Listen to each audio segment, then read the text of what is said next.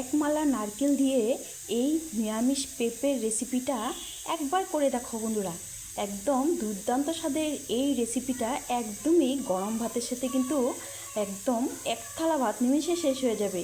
তো চলো বন্ধুরা, আমি দীপা রান্নাঘরে স্বাগত জানিয়ে আজকে ভিডিওটা নিয়ে চলে এসেছি। তো শুরু করলাম আজকে ভিডিওটা, দেখতে থাকো বন্ধুরা। তো এখানে আমি এক মালা নারকেল নিয়েছি আর নিয়েছি একটা পেঁপেটাকে আমি কেটে তোমাদেরকে দেখাচ্ছি।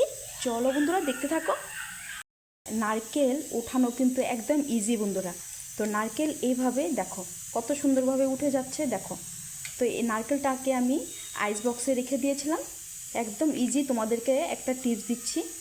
আইস বক্সে এভাবে নারকেল যদি রেখে দেওয়া যায়, আস্তা নারকেল, তাহলে কি হয়, যখন নারকেলটা ভার করবে তখন অটোমেটিক এইভাবে নারকেলটা কিন্তু খোসা, দেখো কত সুন্দরভাবে উঠে গেছে। আমার কালো যে পিছনে লাগানো থাকে ওটাও নেই, আর নারকেলটাও উঠে গেল, দেখো।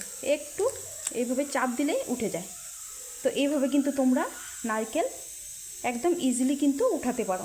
এই টিপসটা কিন্তু ফলো করতে পারো তোমরা। দেখো এখানে আমি নারকেল ছোট ছোট করে কেটে মিক্সিতে ঘুরে নিয়েছে। এখানে আমার ঘন্টার কাজ মিনিটে কিন্তু হয়ে গেল। তো এই টিপসটা তোমরা ফলো করতে পারো। এই যে নারকেল দিয়ে লাড্ডু বানানো, যে কোনো নারকেল দিয়ে যে দেখো কত সুন্দর হয়েছে। তো এই টিপসটা ফলো করতে পারো। তো চলো দেখতে থাকো আমার রেসিপিটা আজকে। এখানে কিন্তু পেঁপেগুলো আমি টুকরো করে সুন্দর খোসা ছাড়িয়ে টুকরো করে ধুয়ে নিয়েছি। আর এখানে আমি একটা নিয়েছি গ্রেটার দিয়ে আমি পেঁপেগুলো সুন্দর করে গ্রেট করে নেব। তো এইভাবে গ্রেট করে এনে তোমাদেরকে দেখাচ্ছি, চলো। দেখো পেঁপেগুলো আমি সুন্দরভাবে গ্রেট করে নিয়েছি, চলো দেখতে থাকো আমার সাথে। কড়াই বসে দিয়েছি, দিয়ে দিব সর্ষের তেল।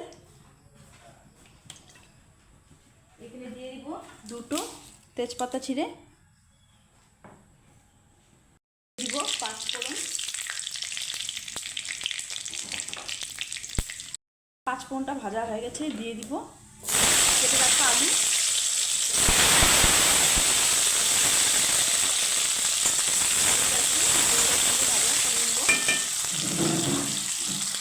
এখানে আমার আলুটা আমি ভেজে নিয়েছি। এখানে আর দেখো আলুটা কিন্তু সেদ্ধ হয়ে গেছে ভাজাতে। এখন আমি দিয়ে দিব গ্রেট করে রাখা নারকেল কুড়া।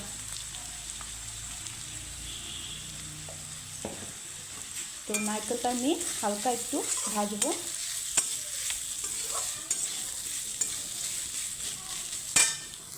আমার নারকেলটা আমি ভাজা হয়ে গেছে। এখন আমি দিয়ে দিব গ্রেট করে রাখা পেঁপে।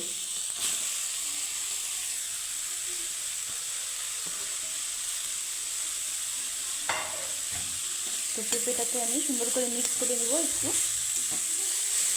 আলু মশলার সাথে।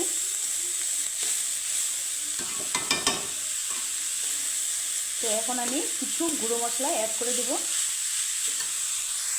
পরিমাণ মতো নুন, আর দিয়ে দেবো কালারের জন্য হলুদ, আর দিয়ে দেবো এখানে ধনিয়ার গুঁড়া আর জিরা ভাজার গুঁড়ো দিয়ে সুন্দর করে আমি মিক্স করে নেব। তো এখন আমি মিক্স করে কিছুক্ষণ ঢাকা চাপা দিয়ে দিব, যাতে পেঁপেটা খুব সুন্দরভাবে সেদ্ধ হয়ে যায়। তা আলুটা তো ভাজার সময় সেদ্ধ হয়ে গেছে, তোমাদেরকে দেখিয়েছি। ঢাকা চাপা দিয়ে দিয়েছি। ঢাকা চাপাটা উঠিয়ে একটু নাড়ি চেড়ে দেব, দিয়ে দিব চেরা কাঁচা লঙ্কা,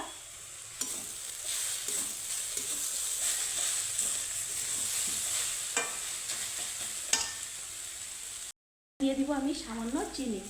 তো নিরামিষ যে কোনো রান্নাতে একটু চিনি করলে কিন্তু স্বাদটা কিন্তু আরও দ্বিগুণ হয়ে যায়। তো এখানে দেখো মোটামুটি আমার হয়ে গেছে। তো আর একটু হবে। এই নারকেল দিয়ে যে এই পেঁপের রেসিপিটা খুবই সুস্বাদু হয় বন্ধুরা। গরম ভাতের সাথে কিন্তু দারুণ লাগে বন্ধুরা। নিরামিষ দিনে অবশ্যই এইভাবে করে একদিন বানিয়ে খেয়ে দেখেন বন্ধুরা। একদম দুর্দান্ত স্বাদের এই নিরামিষ পেঁপে ঘন্ট। তো এখানে আমি দিয়ে দিব কিছুটা গরম মশলা। আমি নাড়িয়ে চাইলে কিন্তু আরেকটু ভাজা ভাজা করে নেব। তো মোটামুটি হয়ে গেছে। এখানে দেখো কতটুকু হয়ে গেছে, আমি দিয়েছিলাম কতগুলো। দিব আমি গরম মশলা হাফ চা চামচের মতো। এখানে একটা চামচ ঘি, অবশ্যই ঘিটা দেওয়ার চেষ্টা করবে। তো এখন আমি ঘি আর গরম মশলার সাথে মিক্স করে নেব। তো আজকে আমার পেঁপে ঘন্ট কিন্তু একদম রেডি, সার্ভ করে নেব।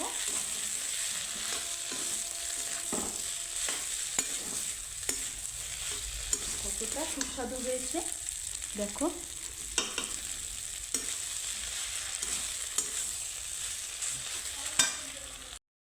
আমি এখানে সার্ভ করে নিচ্ছি, দেখো কতটা সুন্দর হয়েছে, একদম দুর্দান্ত স্বাদের এই আজকে পেঁপে ঘন্ট নারকেল দিয়ে।